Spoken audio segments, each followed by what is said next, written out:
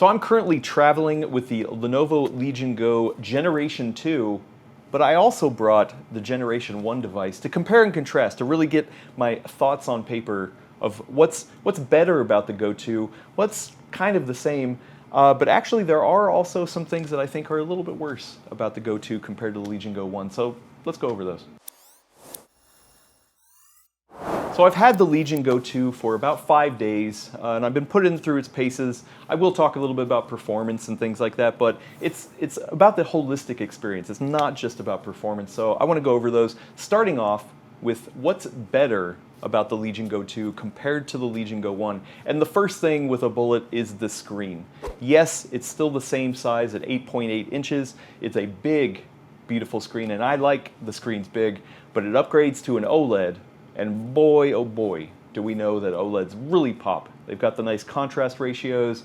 Not that the screen on the Legion Go 1 was bad in terms of like color reproduction and black levels, but you can't compete with OLED. This is truly an upgraded experience, and I noticed that from the very first time I put my hands on the Legion Go 2. This is a high watermark for screens. Not only that, it also adds a higher refresh rate than you can get on the Go 1, which is always nice, but also a lower minimum VRR threshold at 30 Hertz rather than 48, which most handhelds have. There's one last major upgrade that doesn't look like an upgrade on paper, but it really is, and the screen resolution actually bumps down from 1600p to 1280p. So it's still a 16:10 aspect ratio, which I appreciate on a handheld, but there are less pixels. You don't have to worry about, oh man, where do I set the resolution and the pixel density?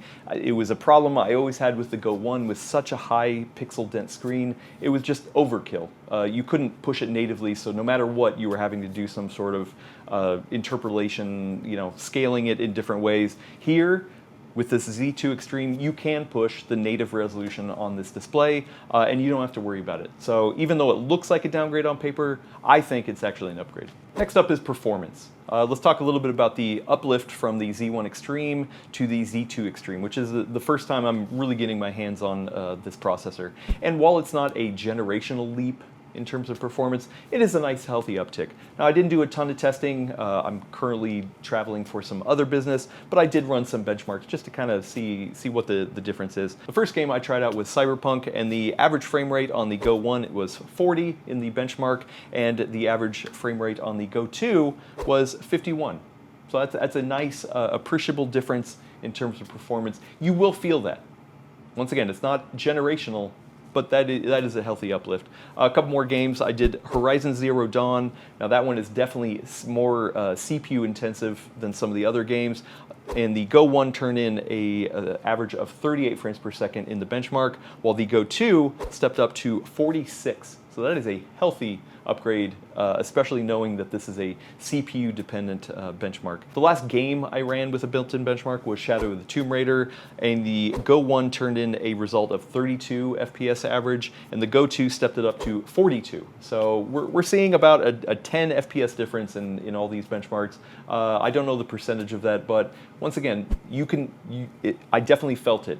I definitely noticed it. It is a uplift, and while it's not, huge leaps and bounds generationally, it still is pretty nice. The last benchmark I ran was 3D Mark Steel Nomad Lite, and the Go 1 turned in a score of 2761, and the Go 2 turned in a score of 3504. So once again, we're seeing kind of the same uplift in terms of percentage across these games. There is still way more to test, and this is a very limited subset with the time that I had, but either way, it is a jump in performance. Something else that I appreciated that was a nice step up from the Go 1 to the Go 2 is the inclusion of a fingerprint sensor.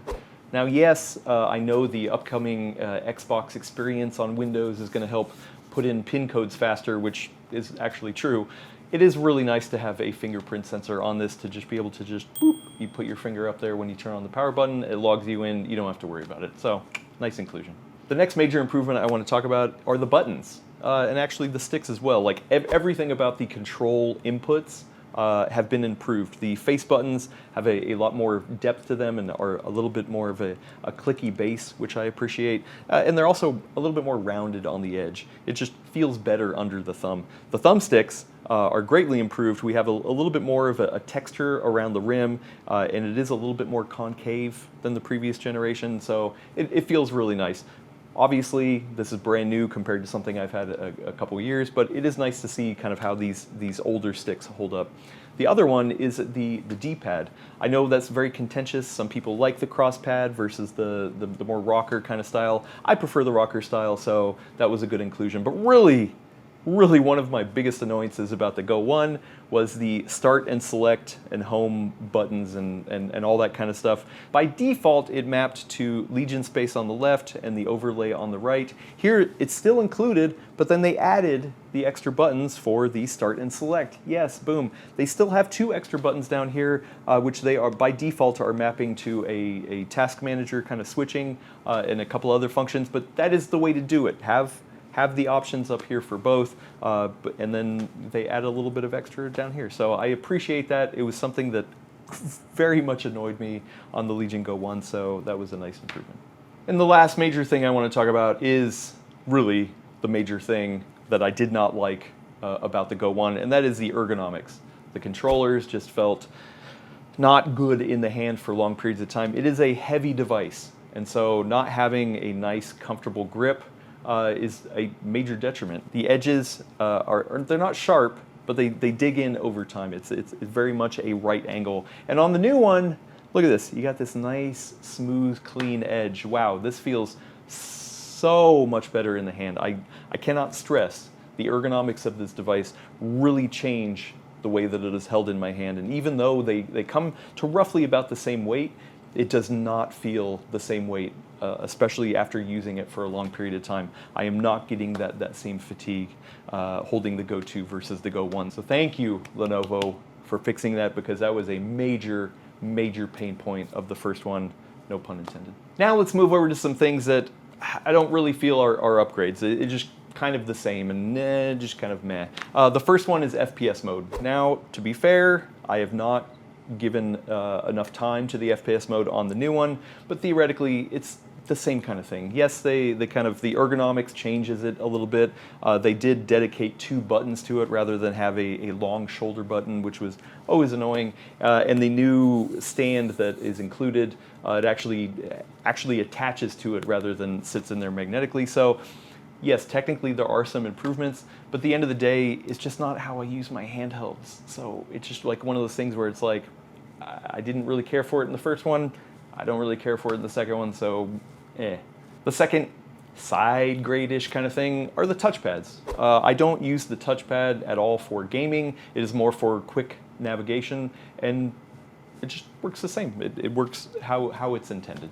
I'm also still not a huge fan of the whole idea of detachable controllers. I'm going to talk about this a little bit later because I think this is a point that needs to be made, but that's just not how I use my handhelds. I don't need to detach the controllers. I know a lot of people do. They appreciate that, but like there's nothing that has theoretically changed about the detachable controller design. It is still plastic. It still has a little bit of a wobble. It's lessened on this new one, so technically a little bit better. But all in all, I would rather have one big honkin' solid piece of handheld rather than have to worry about the whole detachable controller thing. So once again, it's just like it's not improved. It's a side grade. And the last thing that, yes, it's technically a little better, but the audio quality. You have the top firing speakers, which is not the best placement for speakers, and there are other handhelds in the market, especially the Steam Deck, that have set a really high watermark for audio on device, and this it doesn't keep up. Yes, it's a little better than the original one, but it's still just not the optimal placement for speakers. And once again, one of the things that I would rather have front-firing speakers if you can get rid of the whole detachable controller thing. So it's a conceit that they're making, but it's not a trade-off that I appreciate, so it's just a side grade. Now let's get to a couple of things that I actually think are worse about the Generation 2 versus the Generation 1, and let's start off with the kickstand. I like the kickstand on the Generation 1. It was nice for situations like this where I need to show it off on video. I mean, granted, I didn't use it a ton when I was actually using the device. I did find a use for it when I was trying to use detachable controllers. It was nice to have the kickstand to be able to either prop it up on my lap or on a table or something like that. It is a really nice, sturdy kickstand, has a lot of depth to it, and the hinge goes back really far. It's been kind of downgraded a little bit on the second one. It is still a good kickstand and one of the better ones, if not the best one that's out here in the playing field. But it's just they made it a little bit shorter. It feels just a little bit less tight than the original one. So technically, I'm going to call this a downgrade.